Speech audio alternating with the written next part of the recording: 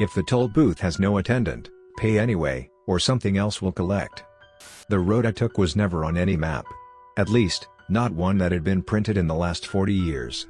My GPS blinked out somewhere past the last gas station, and the signal died with it. But the shortcut, whispered about by old truckers at diners, half muttered between swigs of black coffee, was supposed to shave 2 hours off my drive home. And that night, after the funeral, I just wanted to get home. I saw the toll booth at the edge of the causeway just as the rain started.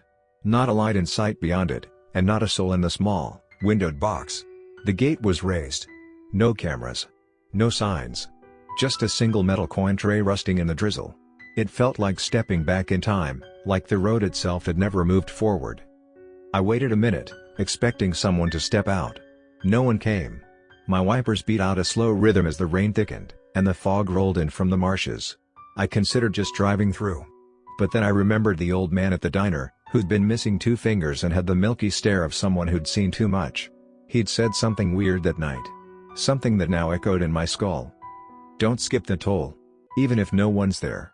Pay it. Or something else comes to collect. I chuckled to myself, nervous and half scared, and tossed a crumpled $5 bill into the tray. It floated in a puddle of rainwater. I waited. Still nothing. Then the lights behind the booth flickered on, just for a second, casting a long shadow across my windshield, not of a man, but of something much taller, with too many limbs and a neck that craned unnaturally high, like it was sniffing the air. I blinked, and the lights were gone. The tray was empty. I drove on. That stretch of road was silent in a way I've never heard silence before. No frogs, no crickets, no tires on asphalt. It was like the world held its breath. The fog grew so thick I had to slow to a crawl. That's when I saw the other cars, one every few miles, their hazard lights flashing dimly. Each abandoned. No blood. No bodies. Just doors left ajar and the faint smell of metal and something worse, like singed hair and rotting leaves. When I finally reached the end of the causeway, a second toll booth greeted me. This one had an attendant, at least, I thought it did. It moved like a man, but there was something wrong with its proportions. Its back was arched too far, its elbows bent the wrong way. And its face. It didn't have one. Just skin stretched smooth across where features should be. But I saw it mouth something, like it was mimicking speech, though I heard nothing. I didn't stop. I floored the gas and didn't look back until daylight broke behind me. My rear view was cracked the next morning, from the inside. Deep scratch marks ran down the glass like something had clawed at it from within the car. A week later, I found a coin in my mailbox, old, tarnished, and wet, like it had been soaking in swamp water. Carved into one side was a crude, eyeless face. The other side read, "You still owe. Rules to survive the forgotten causeway. 1. If the toll booth is empty, pay anyway. Leave something of value, money, a ring, even a piece of yourself. 2. Do not honk. They hear sound better than sight. 3. If you see hazard lights, do not stop. Do not check the cars. They are not empty. 4. Ignore any faces you see in your rearview mirror after crossing. They're not yours. 5. Never take the same shortcut twice. Once is mercy. Twice is invitation. 6. If you receive the coin, burn it. And whatever you do, don't pay it back. Some roads save you time. Others take it from you, 1 minute, 1 scream, 1 soul at a time. They took her first, the woman in the passenger seat of the SUV behind me. I saw her scream. Her husband pounded the glass, his fist slamming into the window like he could break through and reach her. But the darkness at the booth didn't wait for explanation or apologies. It wrapped around her like smoke, crawling through the cracks of the car, dragging her through the dashboard as if the plastic and metal were mist. She vanished without a trace. Only her seatbelt remained, swinging lightly like she'd simply stepped out to grab a snack. I had already paid, hastily, in shaky hands, tossing in a crumpled 10 from my glove box. The booth didn't have an attendant, not anymore, but the tray accepted the money with a mechanical clink. No green light. No receipt. Just silence. The kind that presses in on your eardrums and makes your own breathing sound intrusive. The man in the SUV didn't pay. Not a cent. Not out of arrogance, but confusion, maybe fear. But it didn't matter to whatever keeps the booth alive. It wants payment, and if not paper or coin, it takes the living pieces of us instead. I drove. I didn't look back. But the road after the booth was wrong. No lights. No cars. No stars.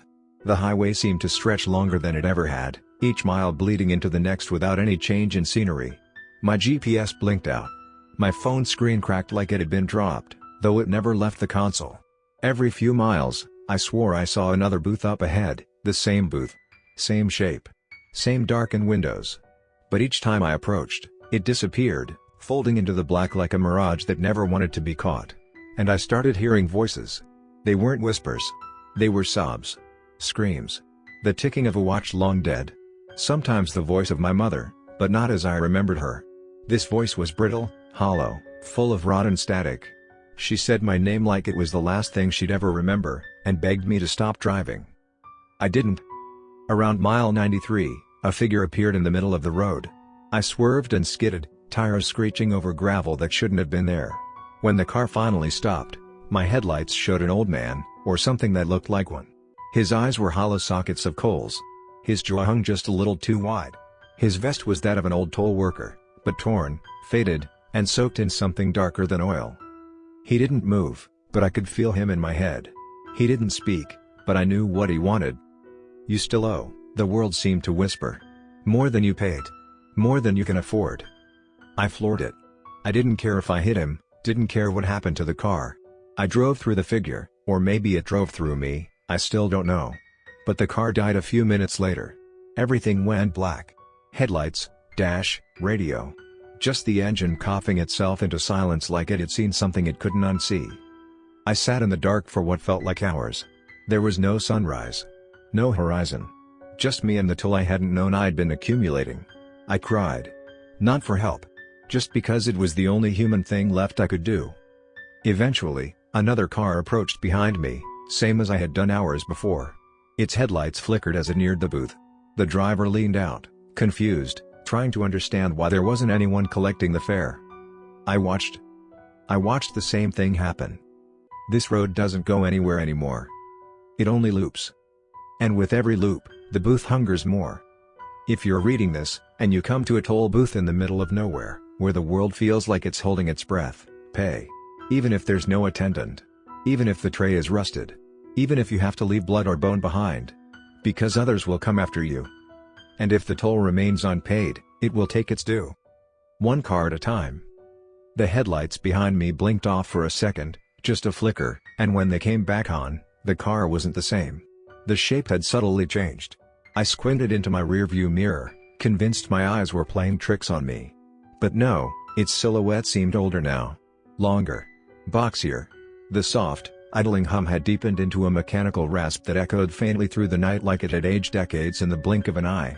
My fingers trembled against the steering wheel, unsure if I should stay or go. The tall arm in front of me was still raised, waiting. But now, I wasn't sure who it was waiting for. From the rear view, something moved, just a shadow across the inside of the car behind me. A head turning slowly in the driver's seat. It moved in a jerky, unnatural rhythm, like it hadn't done it in years. I watched, frozen, as it turned its full attention on me. The headlights behind me should have blinded the reflection, but I saw its face. Pale, long, with skin pulled too tight over the bones. Its lips stretched into a smile that wasn't human. Not amused. Not warm. Just hungry. I slammed the gear into drive and punched the accelerator. The booth blurred past as I sped forward, but even as I crossed onto the bridge, I could feel it, the weight of something wrong clinging to my car. I didn't dare look back. Not until I was a full mile across the bridge, when I finally let myself breathe and check the mirror again. Nothing. The car behind me was gone. No headlights. No sound. I should have felt relief.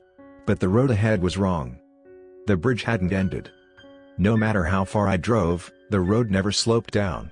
The faint city lights on the horizon never grew closer. My GPS was frozen. Dead. I checked the time, 3:33 a.m. It had been 3:33 a.m. since I crossed the booth. My phone wouldn't turn on. The radio, when I tried it, only hissed with static. Until it didn't. It started whispering. Not voices I could recognize. Dozens of them, maybe hundreds, overlapping and whispering things I couldn't fully make out. My name slipped in between them now and then. Ben. Soft. Gentle. Almost like someone I once knew, calling from another room. I turned it off. It didn't stop. From the corner of my eye, the rearview mirror reflected something moving in the backseat. I swerved. The car barely responded, like the steering wheel was resisting me. The lights ahead of me began to blur, stretch, twist. My heart pounded as I saw the same toll booth, again. But I'd never turned around. I'd never looped back. Yet there it was. Same booth. Same flickering light above it. But this time, the gate was down. And someone was in the booth. A figure. Motionless. Watching me. I slowed against my will, like the car was dragging itself forward. I wanted to stop, to run, to scream, but nothing responded anymore. As I rolled to a halt in front of the booth, the figure stepped into the weak light. It was me. Paler. Thinner. Gaunt eyes sunk deep into hollow sockets. It held something in its hand, my wallet. I hadn't realized it was missing. The figure opened its mouth, but it didn't speak. Instead, I heard the radio again. Whispering louder now. My own memories twisted and looped over the static. My mother's voice, distorted. My friends. All of them screaming. One by one. Each call sharper than the last. Until there was nothing but silence. Then the figure leaned closer to the window and whispered through the glass. Too late. Darkness swallowed everything. I awoke slumped over the wheel in broad daylight. Parked in front of an abandoned booth on a crumbling road. No gate. No signs. Just weeds growing through cracks in the pavement and a deep chill in my bones. My phone worked now, 4:04 a.m. Only a half hour had passed. But the car's odometer had rolled on another 120 miles. My wallet was in the passenger seat, damp and cold like it had been dragged through water. The bridge was gone. Nothing but dense trees in every direction. When I finally found a gas station and told the man at the counter what happened, he just gave me a knowing look. Shook his head and mumbled, "One car at a time." He didn't ask which one I was.